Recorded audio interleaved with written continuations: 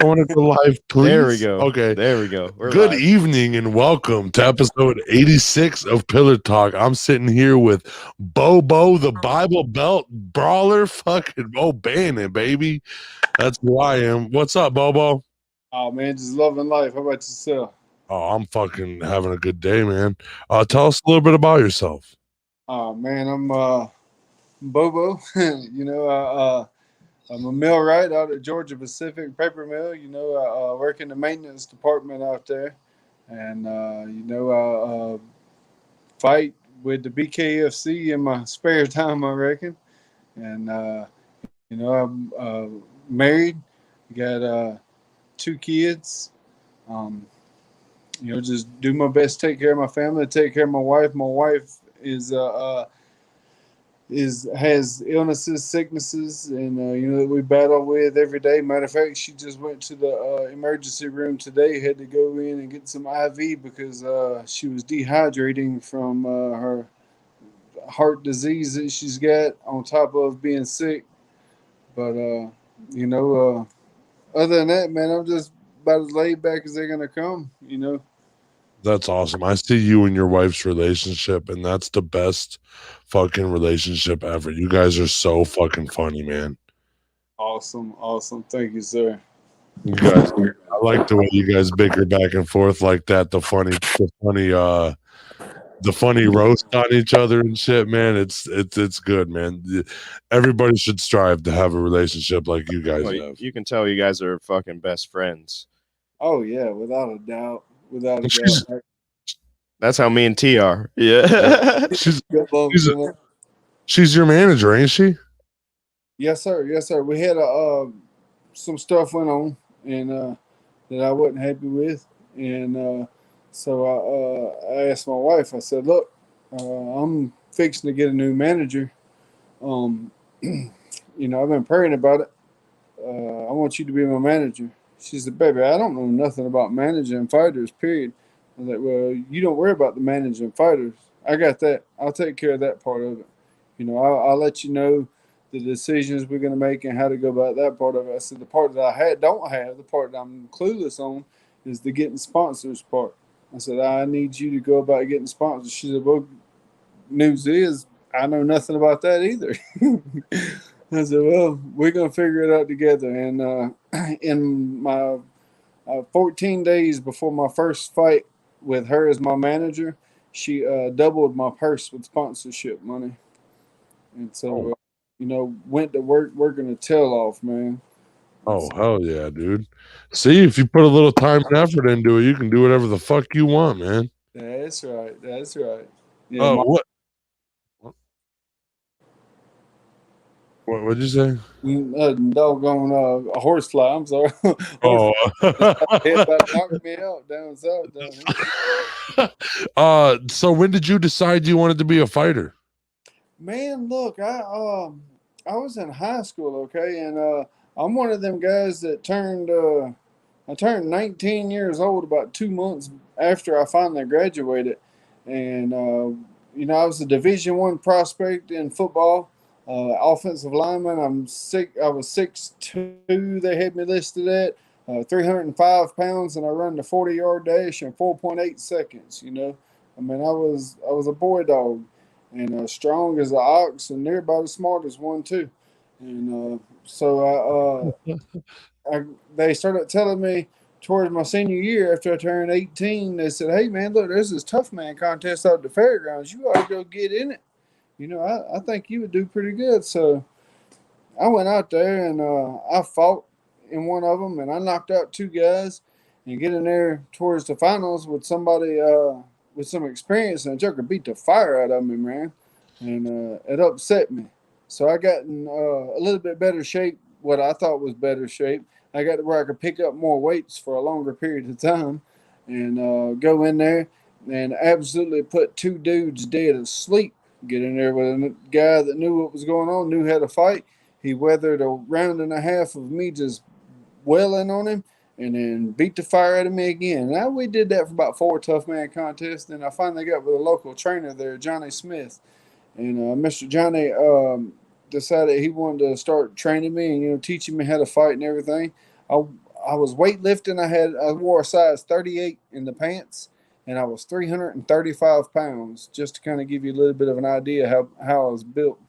And in 10 months, Mr. Johnny took me from 335 all the way down to 225. But the difference is I went from wearing a size 38 to wearing a size 36. I just lost a ton of muscle in the process, and but gained tons of stamina. In 2007, I won all the Tough Man contests out at the fairgrounds. 1-1 over in Biloxi at the Hard Rock Casino.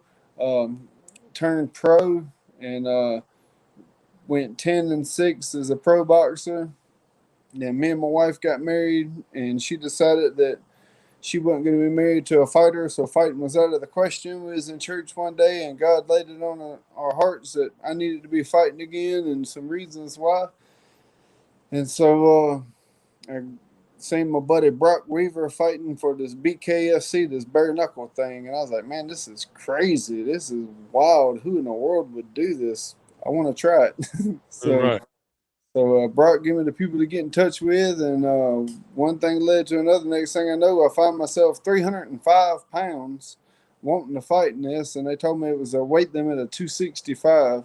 So from the second week of January to the first week of April, I went from 305 down to 259, and got in shape, or in better shape than what I was in, and went out there and fought Troy Beats.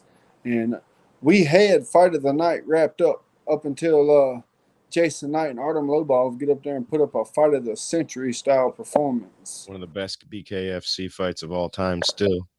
Oh, yeah. Was it the one? Bloody. I showed you it. Oh, the one that they were just banging the whole time? Yeah. Okay.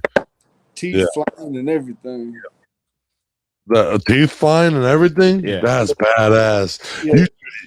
Jason ended up losing one or two teeth. You see it fly. You see it fly whenever he got hit. Yep. Damn. Yep. That's crazy. I was always I don't know Brock Weaver, but I know I watched him in the UFC. I rooted for that dude every single time he was fighting. I was like, yeah, here he is. Come on, Brock. Come on. That's right. Yeah. Whenever I was in my prime of fighting and boxing, Brock was he was one of them small kids that comes to the gym. I take my time with, and take a little time out from my workout to go and show him a thing or two and kind of help him a little bit here and there. And we kind of kept in touch a little bit, not a lot, but a little bit here and there throughout the years or whatever. But and that's why I was able to reach out to him over this bare knuckle thing when he was fighting some guy named Joe Riggs. Some guy. Yeah. That's an understatement. Joe Riggs? T-Rep doesn't know Joe Riggs. Yeah, I'll pull it up for you. You go ahead, keep talking. Okay. How do you? So you said you're a millwright, or you're a maintenance man too. So you got a full-time job, and you want a bare knuckle box in in your free time. That's right. Oh man, how do you balance? How do you balance all that? Very carefully. The main thing that's really helped me is you see this shirt here, Boxer Tricks. Is a guy named Jason Williams out of Wales over in the United Kingdom. Reached out to me after one of my fights and wanted to start training me via online FaceTime. And I was like, man, I was typing this man out a message, no, this is just, I've had people ask me this before, is there something I'm not really interested in, I just don't see how it's going to work. I think it's impossible. And the next thing you know, I had a feeling come over me. So I stopped and I prayed about it for about 10 minutes. I prayed about it, and my nervousness went away. I got a real calm feeling about it, and I was like, all right, Lord, we're going to try it. We're going to see what happens. And so I was like, look, we'll try it. I'll give you a shot. I'll try it. And so we decided that the next day, which was a Monday, we would give it a go. We'd have give it a shot.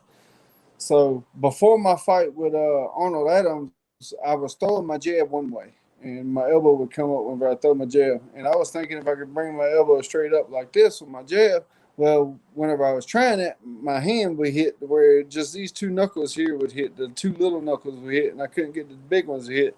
I just couldn't figure it out.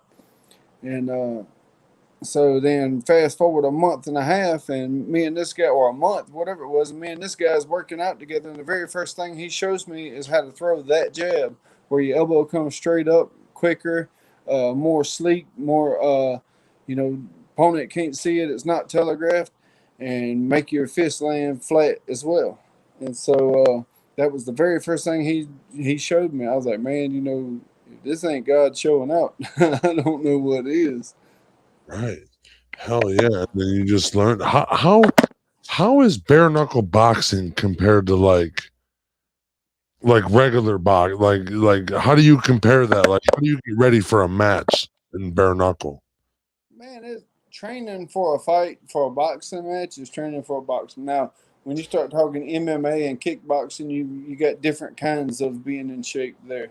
But training for a bare knuckle or a boxing match, you got to be in shape either way. You got to get yourself ready to go either way.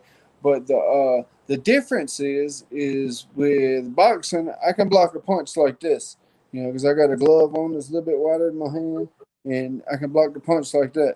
Well, with bare knuckle, I got to block the punch like this because that little bitty hand, they can get behind it or come over in front of it, because you ain't got nothing but your hand there. So you got to learn different blocking techniques. You got to learn a little bit better head movement, a little bit different head movement, a little bit different angles. And two, in bare knuckle, I can reach out and grab a guy behind his head and pull him to me as I throw a punch. That's illegal in boxing. In boxing, you cannot grab him and pull him to you. But in this bare knuckle, I can grab him and pull him to me as I punch up on him. And, so that's something that they can grab the back of my head and pull me down as they're punching me as well. So that's something you got to watch out for defensively, and you got to learn to fight at the clinch like that, which working with my MMA buddies, Jason Knight's one guy I've worked with a lot on the clinch to help me. And it does help having MMA friends as far as fighting at that clinch goes. Right. So T-Rep, you asked who Joe Riggs was, right? Yes, sir. Okay, so MMA record, ready? Yeah. 49-18. Okay, bare knuckle record is 3-0. Okay, so he's a badass. Yes. Okay, what weight class? I didn't see that. I forgot. 55 or 65, I think. Yes. Oh, so he's just right here. It says 170, but yeah. Division light, heavyweight, lightweight, middleweight, welterweight. He fought in all of those. Okay, so he's a legend. Yeah, I don't know. Yep, he's still active. Is he really in Yes, BKFC? Right. Yes, sir. Man, so you got to watch out on BKFC of getting split open, man. You got to get there real fast. Oh, yeah, most definitely. Yes, sir. I got scars. I don't know if you can see it with the poor lighting, but I got scars all on my forehead here, over here, up underneath here. Yeah, I got an eye here that wants to just stay black. Look at it. It just want to kind of stay a little bit black now. Now, it told me it ain't clear enough. All I'm going to do is let it get hit again anyways. that last fight you were in was a war. Oh, yes, sir. That was a good time there. Yeah. I saw you started a GoFundMe to help fix his face too. Oh, yeah. Yes, that's super, super good dude, man. Look, whenever I show up to the Birmingham, so I get a phone call on 9:30 on Monday morning. Do I want to go fight? Me and my wife make a decision. Finally, about 7:30 Monday night, we decide that I'm gonna go fight. Then I called my supervisor about 7:45 Monday night. I was like, "Hey, bud, look, can I take a vacation day?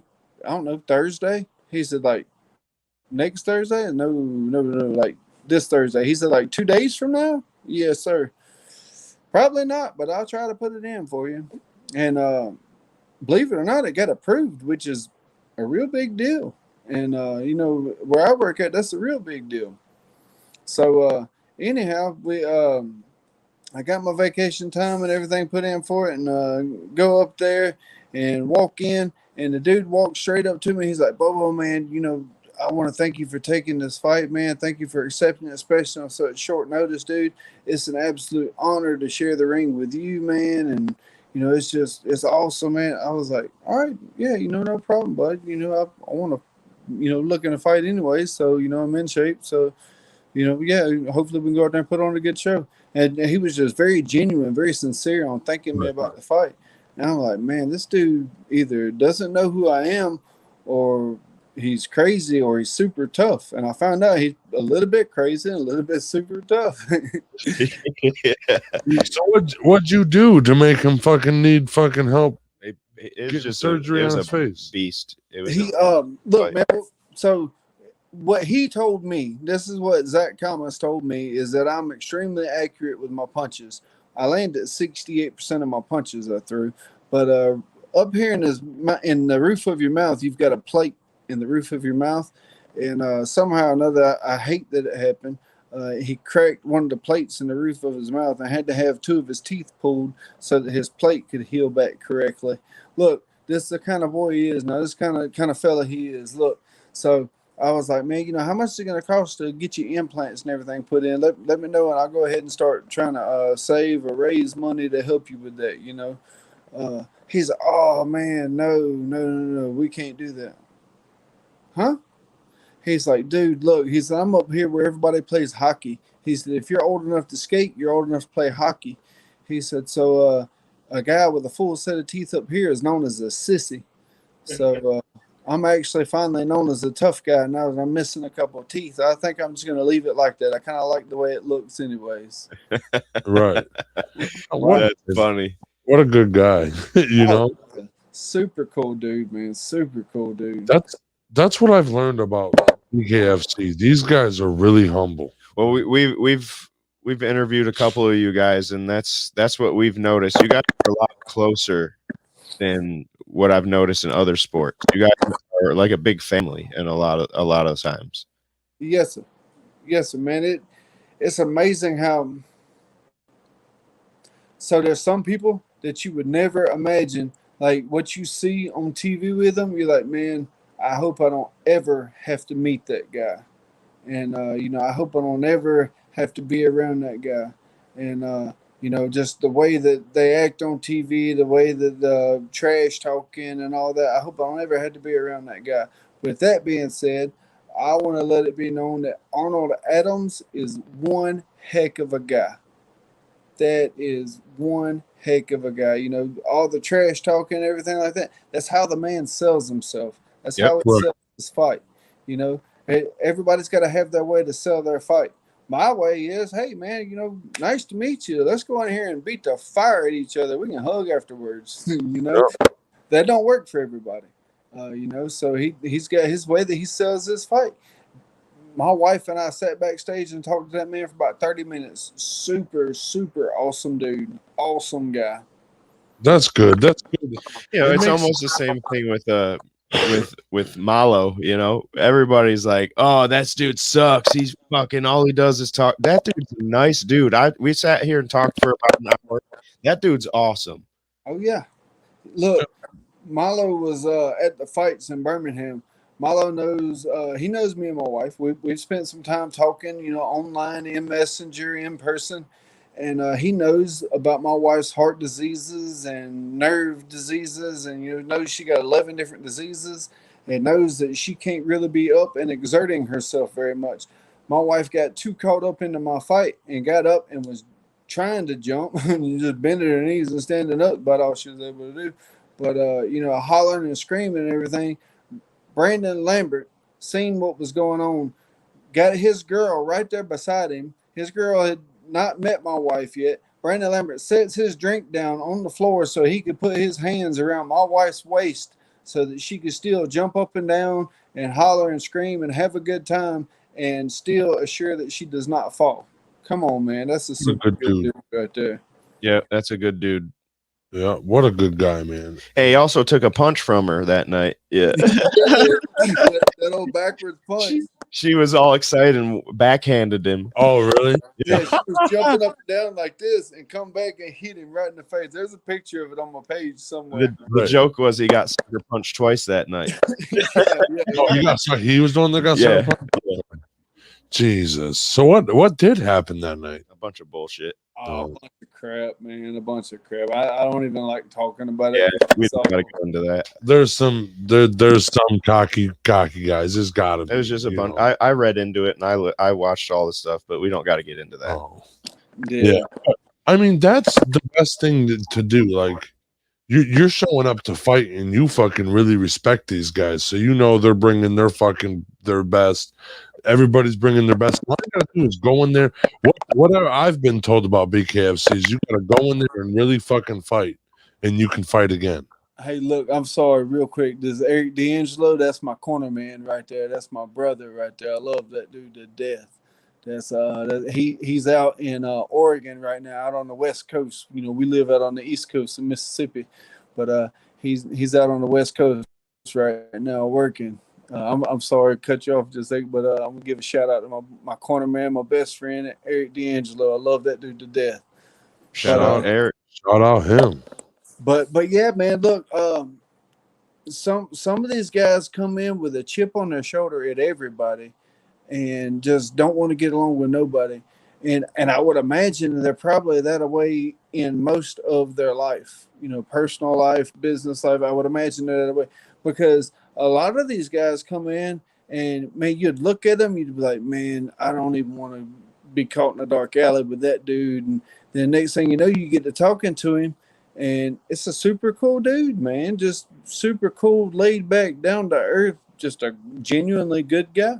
And I guess the stereotypical you'd never think that about them kind of thing.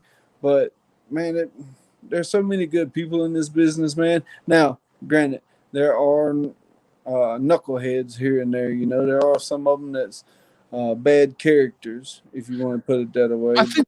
I think that comes with the sport in general. Yes, like the high testosterone, being full of yourself and high testosterone. I feel like that. I feel like if you know how to fight, that kind of goes away for the most part. If you're a good person, anyway. Right. If you know how to fight, you're not trying to go fight everybody. Right. So you won't be doing it unless it's sanctioned. That's how I feel jiu-jitsu. You know, if you're in jiu-jitsu, you're not going out trying to choke everybody you see out. It's kind of like there's a old arrogant nasty way of putting this, but I'm gonna try to put it in a polite kind of way. It's kind of like, you know, when you and all your buddies got mud trucks, you know, everybody wants to see what their mud truck can do, how their mud truck can get through. They want to have a big truck, kind of, my truck is bigger than yours, my truck is better than yours kind of deal. Well, when we're fighting, you know, we already know what most everybody can do. Everybody's pretty well been in there and stated their dominance or whatever, you know, stated what they can do with their action in the ring. Then you get some of, not all, but some of these other guys that come into the sport and they want to get out there and kind of flaunt themselves a little bit. I'm this and I'm that, you know, kind of poke their chest out and show that they're the big dog on campus, when the fact of the matter is, dude, we really don't care. You know, if you're in our weight class, eventually we're gonna have to fight. We'll find out then. But until then, let's have fun, man. Let's kick back. It's a job, you know. Like the guys in the World Series of Poker, you don't ever see them guys getting in arguments and trash talking each other and just hating each other and talking bad about their family or whatever. This is the same thing. We're the World Series of Poker. They go in to see who can be the last man standing with chips in his hand, playing cards. Right. Well, we go in, see who can be the last man standing, and we're throwing hands at each other. It ain't that much of a difference, really. It's still a competition, you know. I mean, it's just the way that some people look at it differently. The guys that the sore losers and whatnot, and And some people, want to go around with that Conor McGregor personality to see if they'll get fucking real famous. Well, here's the thing about Conor. I don't obviously know the man personally, but whenever that dude loses, he's humble as fuck. He's the most humble dude I've ever seen when he loses. Even in victory, he's humble. He gives all the dudes, everybody respect that they deserve. Mind you, he crosses lines when promotion's coming, but I don't agree with it, but that's him. That's how he sells fights. Do you know why? Do I know why what? Do you know why he does all that for the fight build-up? It sells those tickets. Yeah. And the reason why, the ultimate reason why, boiling it down, looking at why do you got to sell tickets like that? The reason why is because whenever it's time for me to fight on a pay-per-view and people are wanting to come and watch me fight, I need for people to want to come watch me fight to make my money better. I need to make everybody, 100% of the fans, either hate my guts, they have to absolutely hate me, or they have to absolutely love me and just love me to death. I got to have them either hate me to death or loving me to death. I cannot have them in the middle, because if they don't care, then they don't care if I win or lose, and they don't care about watching me. But if they hate me, they're going to buy that pay-per-view or buy that ticket to come watch so they can see if I get my head knocked off. If they love me, they're going to buy that pay-per-view, buy that ticket so they can come in and watch me knock somebody else's head off. Same thing with Conor. He's got to get everybody, every single fight fan, he needs to either hate him or love him. And with his one personality, he's going to get, let's say, 40% love him, 60% hate him. But everybody's going to have a strong opinion about him because they want to see him fight. There's two dudes that do that really well. One of them now, one of them later. Floyd's one of those dudes. And nowadays, you know who's doing it? Jake Paul. Yeah. That dude's getting everyone to hate him. And look, they're buying in. Yep. They're give me that. Yep. And that's smart. That's smart. He's got a way to where everybody can just hate him, just legitimately want to see him get his head literally knocked off of his shoulders. Yeah. And that's smart. That's genius, because all them people that hate him that much, they're going to pay for the pay-per-view. They're going to pay to watch him, fight, hoping that he gets his head knocked off. Yeah. I mean, I do. I didn't think Ben Askren was going to win, but I was like, I hope he does. Yeah, that's right. With Bkfc, though, I feel a lot better about watching the fights. I think it's more explosive than. Yeah, I think it's like, and how often do refs stop it because of blood? Well, it's the doctors that stop. The doctors stop it then. Yeah. Do they stop them a lot because of the blood that because you get a bow to the face, you're split. Well, you're not getting a bow. Oh, that's pro bows? No, it's boxing. Oh, okay. He's like, no bows. What the fuck? Look. So in this last fight, the last time I fought, there was 10 fights on the card, and out of 10 fights, one of them ended to a doctor stoppage because the guy had a cut that run from right here. Let's see, he ran from right here all the way over the top and down the side here. Now, it still should not have been stopped by a doctor, because the only way a doctor can stop it is if blood is bleeding into his eye. He's getting blood in his eye. His blood was following his cut from here, following it, and coming all the way down the side of his face. Never got blood in his eye. And that, I think I saw that fight. Was that he was coming back too, wasn't he? Yeah. I can't remember who it was, but I know what you're talking about. That was Jones. Yeah. Jones. What was the other guy's name? The one that got in the fight afterwards? Oh, yeah. I can't remember his name. Eric Thompson and Jones. Justin. Yeah. Something. I don't know. But Eric Thompson and Jones. I was upset that got stopped for sure. Mm-hmm. I think a lot of doctor stoppages are a little bit weird. Like, let them duke it out. But if you got to cut that fucking big, dude, please get out of the ring. But he wasn't hindered by it. It was the thing. Right. So it has to hinder. He was actually he was winning that fight at the end of the second round, and then they called it. Okay. At least in my opinion. We share the same opinion. Are like how were the referees in BKFC then? It's professional referees. They just hire them and We pro boxing referees. We got Dan Mergliotta is one of the referees that comes in. You know, Bill Clancy is one of the referees that works with them. But you know, then again, you don't get those guys every time. It depends on where you at. Like those guys are I think Dan and Bill Clancy usually do it in Biloxi, you know, in the Mississippi. But we went to Alabama and we had completely different referees. You know, referees I'm not saying they haven't, but I had not seen a referee for the Bkfc before. And you talking about that one that heard the bell? You remember that? Do what now? Okay, so the last pay-per-view, the bell sounded and the ref didn't stop it for like 10 seconds. Yeah. Yeah. New guy, you know. The new guy. Right.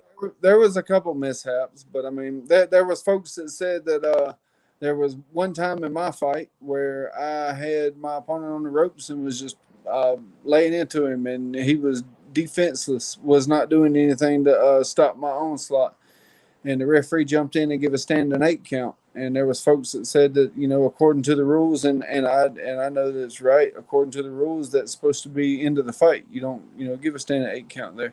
But at the same time, I'm glad that happened because that give us opportunity to earn fight of the night. Okay. It had that fight been stopped right then and there, we would not have been able to put on another round and a half of performance to be able to get fight of the night.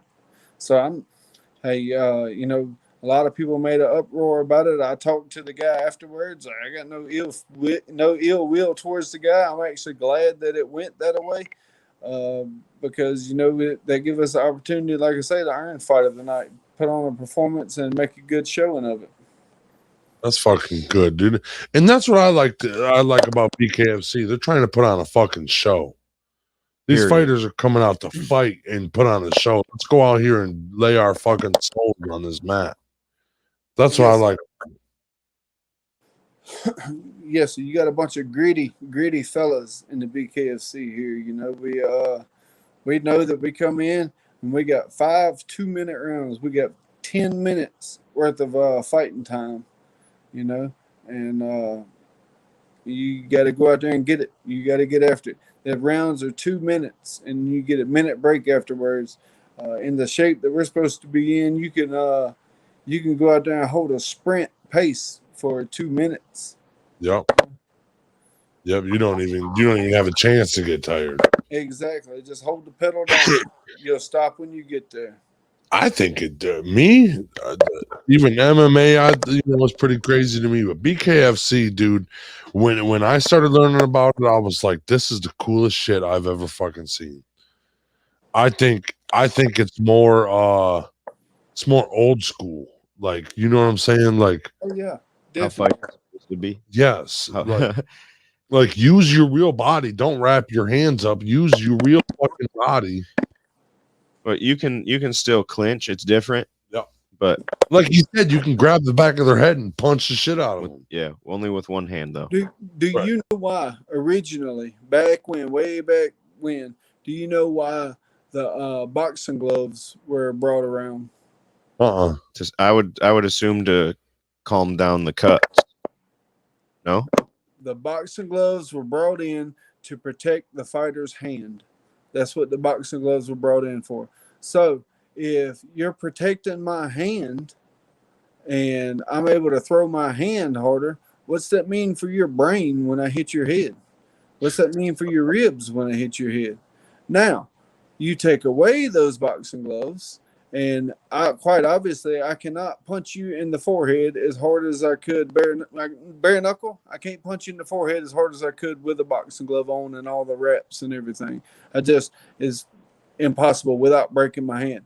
However, when I do punch you with my bare knuckles, you get that gruesomeness. You know, whenever people ride past a car, let's say there's a 4-car pile up on the highway, and it's got mangled cars everywhere. There's white sheets laid out everywhere.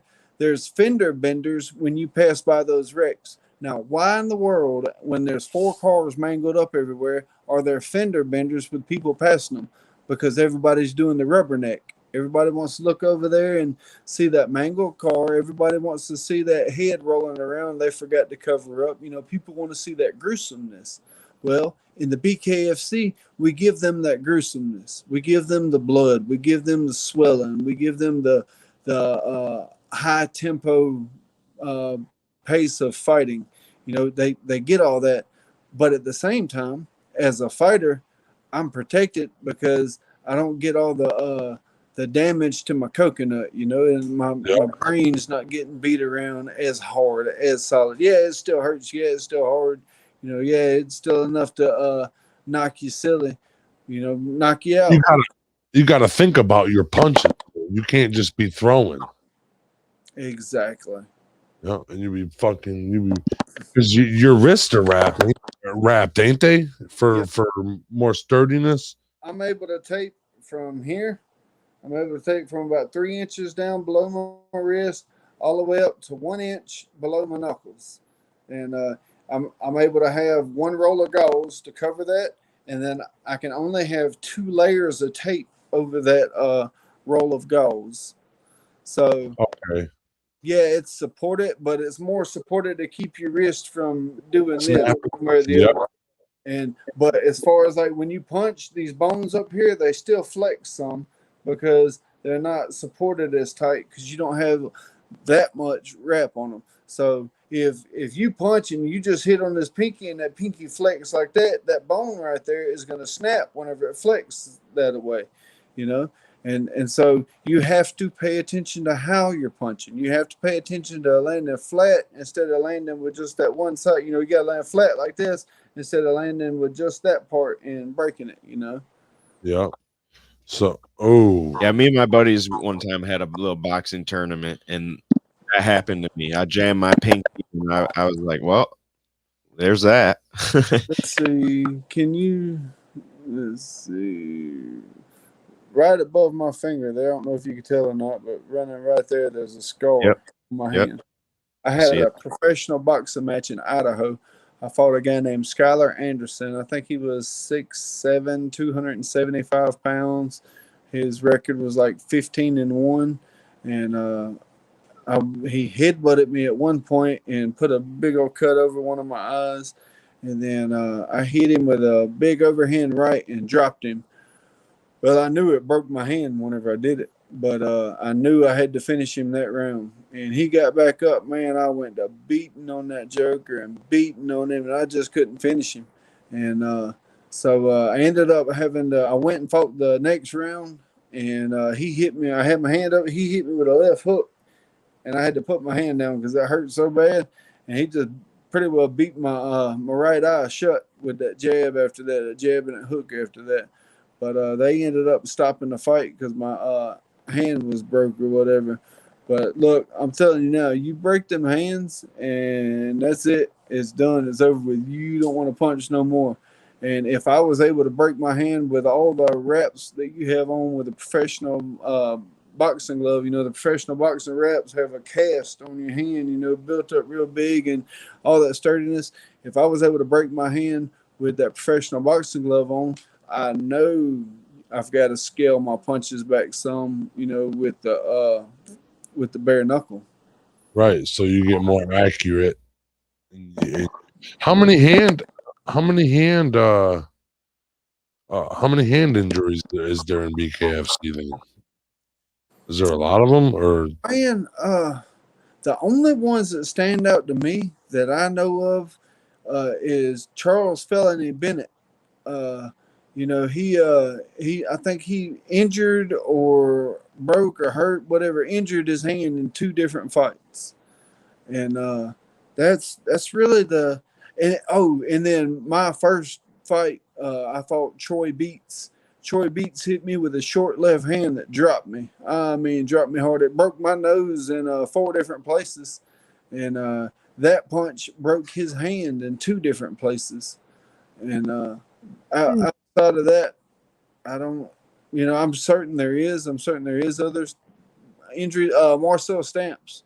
Marcel Stamps is in 1 or 2 of his fights has had hand injuries, but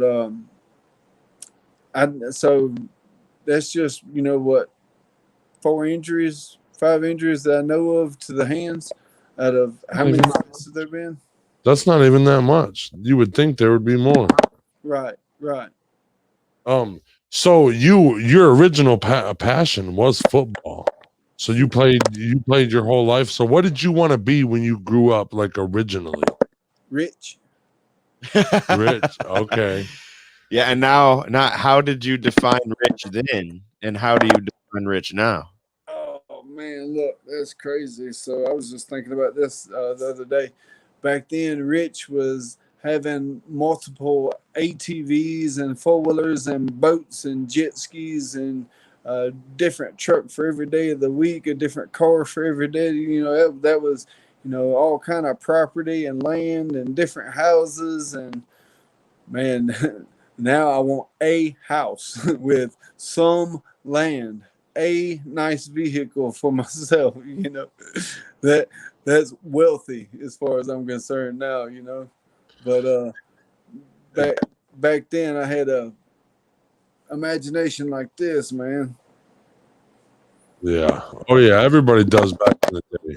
I wanted to be an NFL football player, and then I had to get my grades right to fucking play football. So I said, "Fuck football."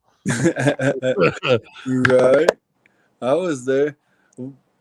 I was definitely there. I had a little help in high school to get my grades good. Had my grades good enough to where I could play ball. Oh yeah, man. And did you get recruited to any colleges? Oh man, I had like 4 shoeboxes full of letters from colleges whenever I graduated high school. But I didn't want to go to college, man. I barely made it out of high school for partying. I was just in my parents was going through a divorce. My father, who was a Southern Baptist pastor, decided he wanted to try to teach me how to party and pick up women. And I was just I knew that college would have been a huge mistake and another 4 years of wasted partying. So I made my GPA to where I couldn't go to college. I barely could play high school football with my GPA, let alone go to college. Right. Oh man, that would have been sweet. So you decided to fight people instead. Yeah. That's right. And where do you see yourself in 5 years? Alive, I hope. Man, I don't know. I used to. I was like 5 years. That ain't no time, but that 5 years ain't no telling what it be. Man, really, honestly, it ain't no telling what happened in 5 years. I mean, I would love to be in 5 years the champion. Obviously, that would be awesome. I would love to be the guy that everybody's gunning for, everybody's wanting to beat up. That would be pretty cool. It would be pretty easy to get a fight at that point. You would stop having people backing out on fights with you and stuff. So yeah, I would. I guess in 5 years, I would love to be the champion and be able to support my family through fighting. And not have to work this 50, 60 hour a week job and train and fight on the side. Right. I'd for fighting to be my main gig. That'd be sweet. When do you got another fight lined up? We're looking at summertime, into the summertime. In the summer? Yeah. You know who you're going to be fighting? Not for certain. Oh, I've not. This is what I've learned. So I've been given a couple of different names, and my experiences in this fight game tells me that I will never say another name until I see that they have signed a contract. Okay. Because, man, I've look, I I was the opponent that was coming in to fight two other people in Tampa, Florida, and then 12 days out they give me one name. Then the next day they give me another name. And then 10 days out, all of a sudden they call me like, hey, neither one of them guys want to fight you. Will you fight Mike Kyle in the main event? Wow. That's just a little bit of a leap in competition there. What happened to those two guys? Yeah, they don't want to fight you. They looked at your record and they don't want to fight you. So how about this Mike Kyle fight? Sure. Sure, why not? What does it pay? Oh, I can get you extra $500. Why not? Let's do it. My wife and I made it. It felt like God told us that we couldn't say no to a fight. When an opportunity came up, we just had to take the opportunity. So that's why I went up and fought somebody that I knew absolutely nothing about in Birmingham, Alabama for on a 3.5 day notice, 4 day notice. Shoo. Didn't turn out well, did it? Well, it turned out good for both of us actually. I went up there and fought Zach Kalmus. Ended up, doctor stopped it after the second round, and we got fight of the night. So, it was his debut, and I ended up winning by KO, TKO, doctor stoppage, whatever. I don't remember if it was the doctor or his corner. I don't know. But anyhow, it was stopped after the second round, and we ended up winning, and he made a one heck of a showing on his debut with the company. I'm super, super happy for that man. Super proud of him. What's the best piece of advice you've ever got? Best piece of advice I've ever gotten? Yeah. Get your fat butt in shape. How long ago was that? About 6 months ago, my wife told me. Oh shit! Get your fat butt in the shape. You got to stay ready. Yeah, actually, what she said is, "You need to get in shape, fat boy." That's what she told me. So, but hey, what's the best thing you can cook? best thing crawfish etouffee, ribs, steak. Let's see, man, I make a mean roast. Chicken and rice, chicken and dumplings. Man, I can cook. Southern folk, man. That all sounds delicious. My mouth's watering now. You're welcome, by the way. You're welcome. Hey, right. look, I got a recipe from my partner who lives down in Lafayette, Louisiana. He sent me a recipe for crawfish etouffee. There is one restaurant in Biloxi that my daddy-in-law will eat crawfish etouffee from, and now he won't eat it from that restaurant. The only place he'll eat crawfish etouffee is whenever I make it. Oh, so explain to us. Make my mind taste this through your words.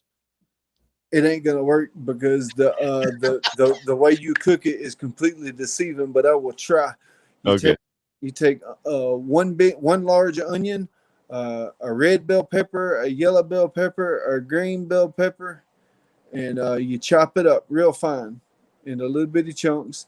And you take 2 sticks of butter, get them to melting, and you put the vegetables in there. You let them go for about 10 minutes on a medium heat, and then you add in your Creole seasoning, your garlic powder, and a little dash of cayenne pepper. And then you let it go for about another 30 minutes like that. And then you take your flour and you move all your vegetables to one side, let all the butter and juice come off to the other side, and you mix your flour in with it and mix it up real thorough. And then you mix your vegetables in it and you let it go for another 30 minutes. At this point, you got to keep your eye on it, because if you don't, you'll burn your flour. You let it go for another 30 minutes. It cooks for 1 hour and 15 minutes total time. And then after you finish stirring it, get it for the 30 minutes, your vegetables get down to a thin consistency. Then you take a cup of hot water and pour in there. and you mix it in till it gets to the consistency that you want your etouffee to be. And then you get your rice and pour it over your rice. Man, look, it's fine. Yeah, my mouth watering. Yeah, that sounds really good. And that was the best question I've ever asked anybody because you just fucking literally just came out and sounded like Chef Ramsay, dude.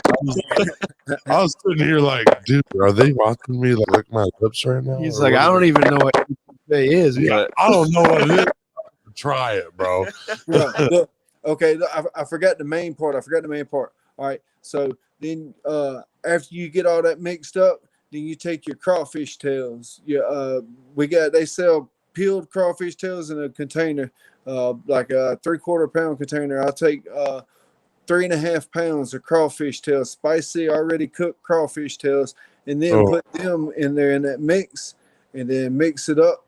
And if it's too thick with the crawfish tails in there, I can add a little bit more water to it and get it to the consistency that it needs to be. Then let it come up to temperature real slow.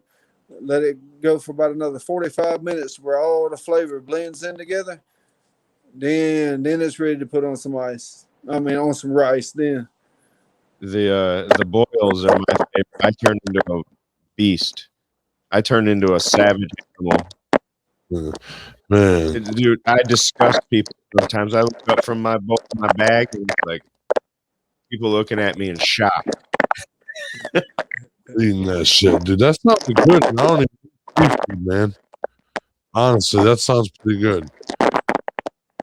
yes, sir. Awesome stuff.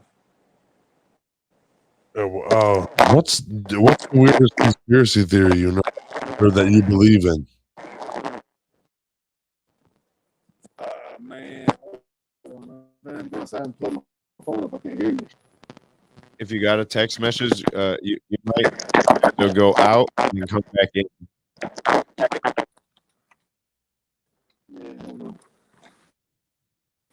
Oh, It's still there. Can you hear me? Yeah, baby. Give me just a second. Get it. Look, I can't find my keys. I don't know nothing.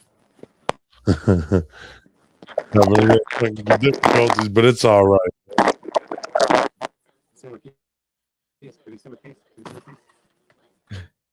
Keys.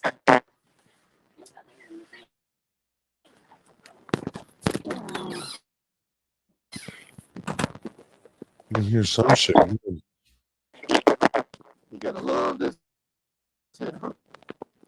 Yeah, you might have to back out and then come back into this. click leave studio and then come back in. Yeah. Hey, you see? Yeah, we all hope Britain's doing good. Hell yeah, dude. Shout out to her for being a fucking great wife and a even greater manager. I mean, dude, Bobo is a great guy. Yeah, he's cool as hell. Dude, I'd asked him about cooking. That motherfucker said, all right now. Listen here, buddy. Yes, sir. Made me a fucking fan right now, dude. Well, you know how I feel about seafood. I'm trying to come see you, dude. No, I'll bring the studio to you, bro. It's cool. Yeah. Ryan says they're good people. Oh yeah, dude. I've been following them for the last about a couple months, like a month on Facebook, and they're the funniest fucking couple I've ever met in my whole entire life. Yep. I think, dude, I strive to be that type of husband, to where we can both roast each other. I'm gonna thank everybody for coming in real quick. You got Jess came in, CSL. Britain's in here watching, ready to hit hot fire. Squirrel. Britain's in here. That's sweet. Squirrel said she was going to check out the episode in the morning. She's going to bed from Newfoundland. Yeah. Good night, Newfoundland. Yep. There's the corner man. Thanks for coming in. Thank you for stopping by. Ready from Canada. Cheers, fire. Johnny came in. What's up, Johnny? If you're still here. Oh yeah, dude. Everybody that's in Taryn here, Bowman, thanks thank for you so coming in. much. Ryan, thanks for coming in, Ryan. Why can't Valancourt? Vicky Valancourt. Aaron, what's up? Joker sending prayers. Yep. Oh yeah, man. Yeah. Well, give him another minute. If he don't come back in, then we'll just tell everybody goodbye. If you don't, Oh, here he is. Here he is. There, you should be good now. We better. we go. Okay. Yeah, sometimes this StreamYards does that. Sometimes the app we use every once in a while. Able to place call on your Bluetooth phone. Man, doggone this car. Yeah. How do you wake up and get motivated in the morning? Hold on one sec. All right. Unable to place call on your Bluetooth. Say that again now. I said, what's your best tip for your morning routine? Like, what do you do for your morning routine to get ready for the day? Because you're a busy man. You know, how do you get ready? Well, man, the first thing I do is I push snooze about 5 times, and then I jump up at the last second and throw on my pants and my shirt, my boots and my belt, and run out the door, get in my car, and fly to work so that I can get there just in time to clock in and be on time. And then and then I chug about 4 cups of coffee. And after we get done with a little morning meeting, I'll go by the break room and I'll get 2 of the peanut butter and jelly sandwiches at the break room. And I'll get a Rain energy drink and chug it, slam a couple peanut butter and jelly sandwiches. And then I'm pretty well ready to start my day. Fuck, that's your motivation, man. That's a good good one. Man. He said, I hit snooze 5 times and get the fuck out of the house, dude. That's the typical. Man, That's what I don't get to chill. I don't get to sleep very much. So, like on the weekends, if my wife's feeling good, I'll snooze, man. I'm telling you, I will sleep. But if my wife's not feeling good, then I'll get up with baby girl, you know, and give my wife a break. How was the dad life, bro? Oh yeah, man, definitely. You know, dad life, taking care of my wife. Like I say, you know, she's got the 11 different diseases, and they all give her all kind of complications. So you know, I do everything I can for them, man, and you know, try my best to take care of everybody. So you know, I'm genuinely a loving and caring person, you know, for everybody, you know, and I can't brag about doing those things for my wife, because how many different men would do those things for their wife, you know, Right. I mean, for their spouse, for their significant other, for their loved ones. So I mean, you know, as far as I'm concerned, there's nothing to brag about. I'm not bragging about it. I'm just, you know, stating the way that goes there. Dude, I hope everybody listening to this wants to be somebody like you one day, because you're a great dude. You're a very good dude. Thank you, sir. So I like the dedication you got. I like the drive that you have. I don't get a lot of sleep, you know. So that's crazy how you do it, man. Look, let me tell you why I don't get a lot of sleep. For one, I have trouble going to sleep at nighttime. I don't know why. I just have trouble finding my off switch, you know. But for two, at nighttime in the bed, that's where my wife and I get to spend most of our time together. You know, that's where we get to have conversations and talk and chill out and everything. And so we'll stay up 12:30, 1 o'clock in the morning talking and everything. And then I'm right back up running out the door at 5:10, 5:15 to get to work on time. You know? And that's every day, except for, like I say, when she's feeling good on, you know, Saturdays and Sundays, I'll be able to sleep in some there, you know. But you know, when she's not feeling good, oh well, you know, suck it up, buttercup. What my mama used to say. You know, I get up and go after it and keep going in. Yeah, dude, that's great. I hope everybody strives to be somebody like you the one day. Plug yourself in where we can find you and how we can get a hold of what you're doing and everything. And then I got one more question for you. Man, on Facebook, I am Bobo O'Bannon. We've got a Facebook page, Bobo the Bible Belt Brawler O'Bannon, and on Instagram, it's Bobo the Bible Belt Brawler O'Bannon. That's where you reach him. Check him out. He's a badass guy. I got one more question for you. Last thing to say to the world. What are you saying? Last thing to say to the world. Yep. Love everybody. Love everybody. Love everybody. Because look, short and sweet. Yep. That was God's last commandment to us, and that's the only thing I can think of to say. If I had last words and I could only have one sentence, love everybody. Because think about this: if you love your best friend, your sister, your neighbor, your sibling, your loved one, if you can love them, so everybody loves their loved ones. Yeah. But if you could love that guy down the road who's constantly giving you flack, if you could show love to them people that's constantly doing wrong to you, then you're doing something. Then you're starting to change the world then. Huh. Yep. I agree. Some of the best words we've fucking ever heard, bro. Conversations with your enemies. Yeah. Exactly. Dude, this was a great show. I really appreciate you coming in, bro. It was great talking to you. You're an A+ man, dude. I want to be like you. I'm taking some of this shit to my heart that you said to me, bro. Thank you so much for coming in.